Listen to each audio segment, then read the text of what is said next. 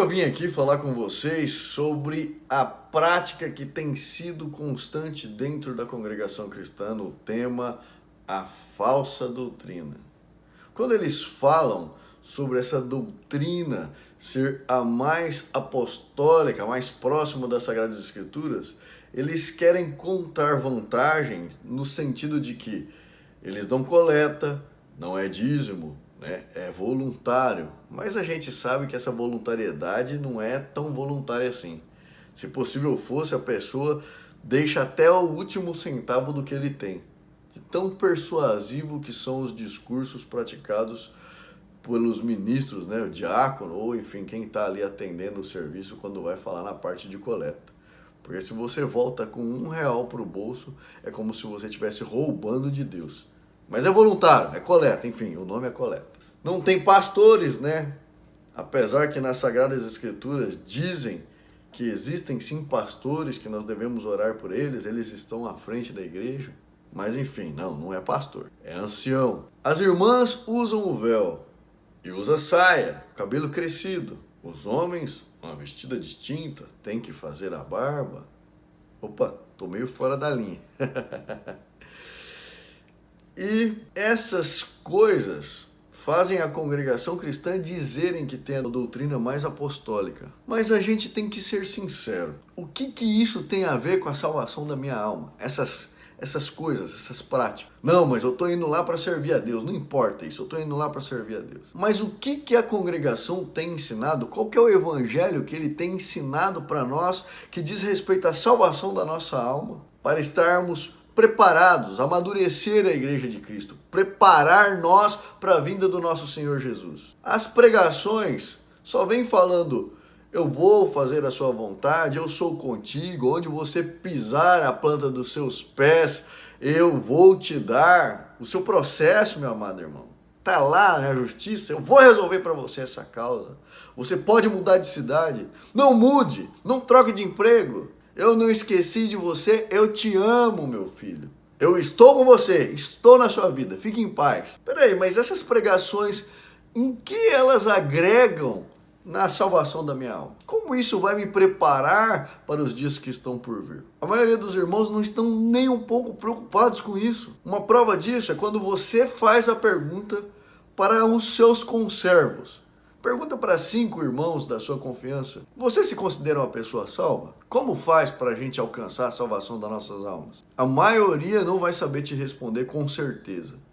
E você vai perceber que tem várias respostas diferentes.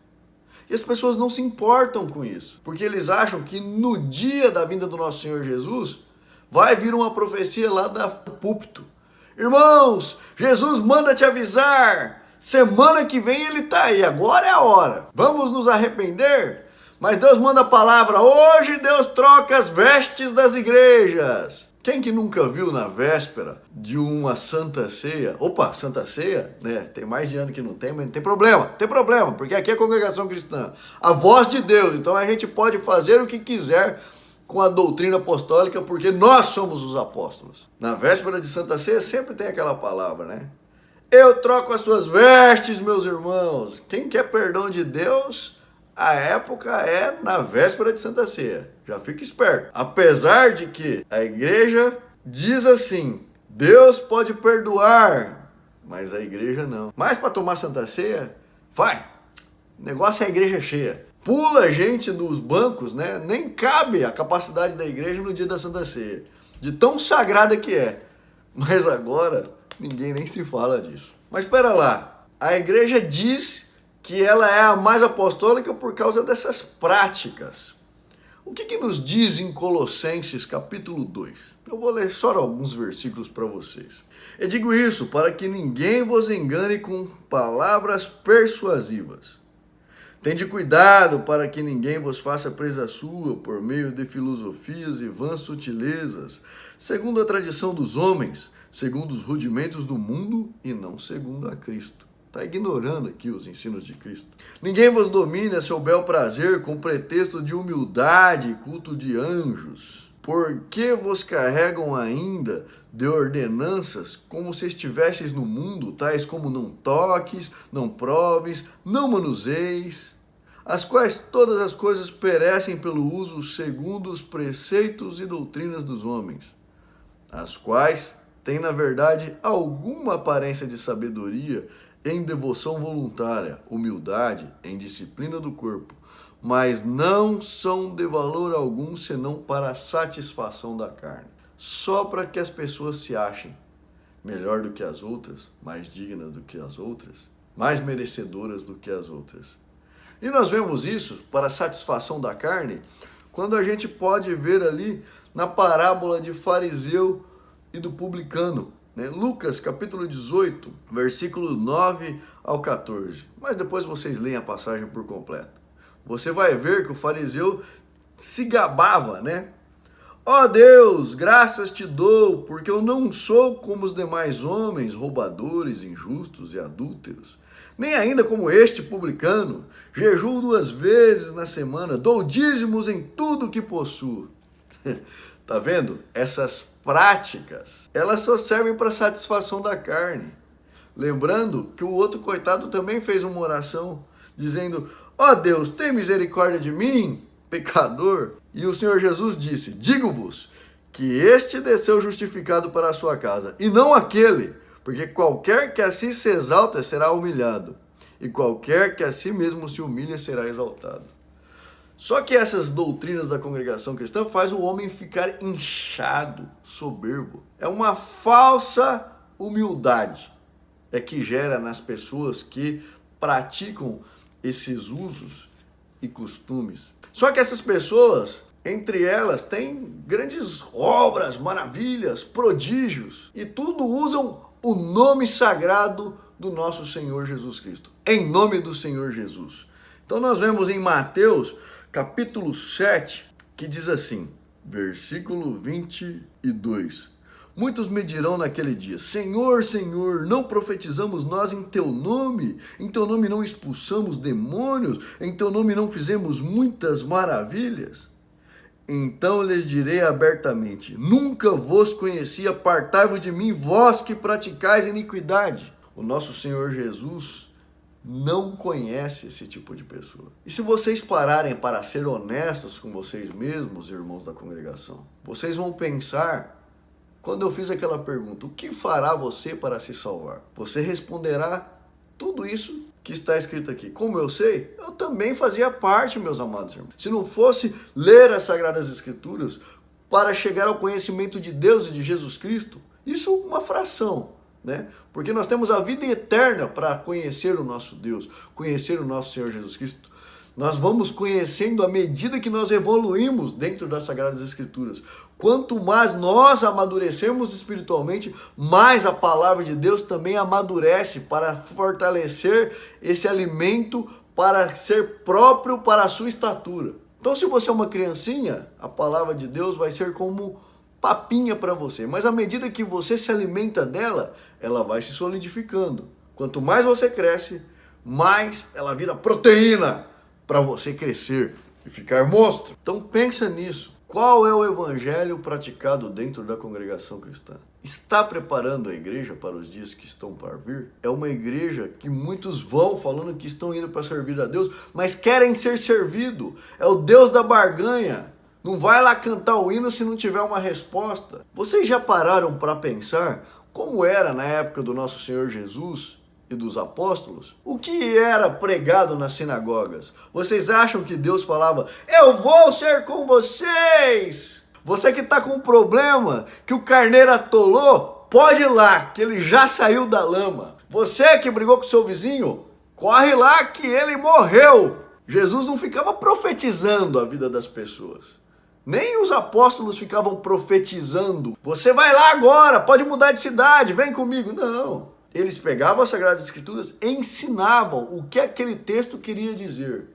Como seria os dias vindouros? Como seria a vinda do nosso Senhor Jesus? Como você faz para atingir a maturidade espiritual? Você deve examinar as Escrituras. Eles o tempo todo examinavam as Escrituras juntos com aquele povo que eles ensinavam. Eles ensinavam, não profetizavam, eles ensinavam. É isso que nós temos que nos atentar. Essas pregações da congregação cristã não têm ensinado ninguém. Pelo contrário, ele vai ler Mateus e vai falar de Jó, ou vai ler lá Apocalipse e vai falar do Cântico de Ana. E como que uma pessoa vai aprender dessa forma? Impossível. E evangelizar? Ninguém sai para evangelizar para propagar só Jesus Cristo, para fazer aquela pessoa crer em Jesus Cristo. Não. A evangelização é voltada contando obras e maravilhas para arrastar aquela pessoa para dentro da congregação cristã, mesmo que ela seja crente.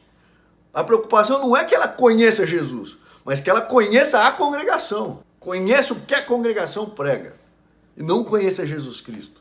Não conheça o que Jesus Cristo pregava. Ela está plantando congregações, DNA das congregações.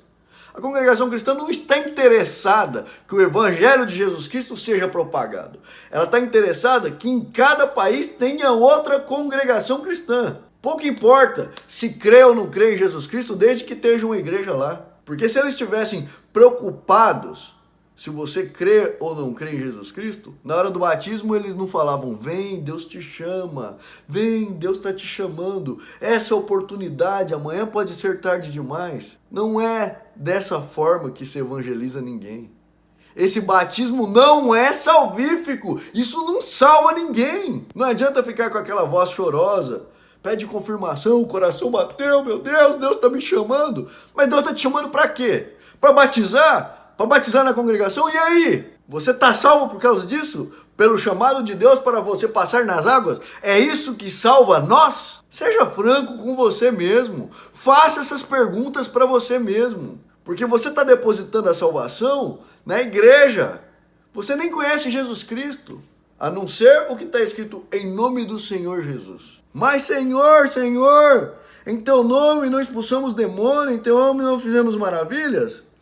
Então eu lhes direi abertamente, nunca vos conheci, apartai-vos de mim, vós que praticais iniquidade. Você sabe essas práticas, esses usos e costumes? O véu, homem sentado de um lado, do outro, as mulheres. A orquestra só pode homem, só no exterior que mulher pode. É porque a revelação de Deus é assim, faz acepção de países, enfim. Essas práticas de usos e costumes, sabe como ela é relatada em Apocalipse? Você pode ir lá, Apocalipse, capítulo 3, versículo 9. Eis que eu farei aos da sinagoga de Satanás, aos que se dizem judeus e não são, mas mentem. Sinagoga de Satanás são pessoas que têm práticas de usos e costumes e nem são judeus, para poder fazer com que essas práticas sejam obrigatórias para você servir a Deus. E isso não é bíblico. Isso é tratado nas Sagradas Escrituras como sinagoga de Satanás. E eu convido aqui, como eu prometi, e vou iniciar essa campanha, eu tenho certeza que tem irmãos do ministério que assistem esses vídeos. Então eu quero fazer um convite aberto. Irmão do ministério, você que tem consciência que o evangelho propagado pela congregação cristã, você que tem consciência, seja honesto consigo mesmo, está propagando o evangelho falso, que as pessoas serão condenadas por isso, por favor, me procure. Meu e-mail é janmedeiros@live.com. Eu vou deixar o e-mail na descrição, mas eu também vou deixar aqui no vídeo, tá? janmedeiros@live.com. Ou pode me procurar nas redes sociais. Se você está engajado com as almas, com a Igreja de Cristo, preocupados com os nossos irmãos, eu estou preocupado. Por isso que eu estou fazendo esses vídeos. Então eu te convido, pelo amor às almas e a Jesus Cristo e não pelo ministério. Mas eu necessito, nós necessitamos, a Igreja de Cristo clama que irmãos do ministério nos ajudem a propagar o verdadeiro evangelho de Jesus Cristo. Porque eu falando sai ofensivo e os irmãos não querem escutar. Eles acham que eu quero destruir a congregação cristã ou que eu quero likes, chuva de likes. Não. Eu não quero chuva de likes, não precisa me adicionar como amigo. Eu quero que o evangelho de Cristo, eu desejo de todo o meu coração viver para ver esse evangelho ser restaurado e propagado dentro da congregação, porque lá nunca foi. Não é que antigamente era bom e hoje desviou da verdade. Não, nunca foi propagado o evangelho de Jesus Cristo na congregação. Mas eu espero de todo o coração que o Espírito Santo possa fazer um mover e esse evangelho começar a ser propagado dentro da igreja. Eu preciso da sua ajuda. Fala conosco. Vamos fazer um vídeo juntos, por amor a Jesus Cristo, a Deus e aos nossos irmãos. Seja honesto e vem, te convido para vir aqui e avisar a Irmandade. Irmãos, realmente estamos errados, eu estou no ministério na cidade tal, eu me comprometo na minha cidade a levantar a bandeira do Evangelho de Cristo. E convido os demais irmãos a fazer isso. Se o seu amor for a Deus, a Cristo e aos irmãos, você que está me escutando vai me ajudar nessa campanha. E vai fazer essa mensagem chegar no ministério. Até que alguém do ministério que saiba que está propagando o evangelho que não é o do nosso Senhor Jesus Cristo, está levando essas almas para a condenação, vai vir para ajudar os irmãos a encontrar a salvação em Cristo Jesus. Pense nisso. Fiquem com Deus. Fui! Os sinais estão se cumprindo e a cada dia estão mais claros.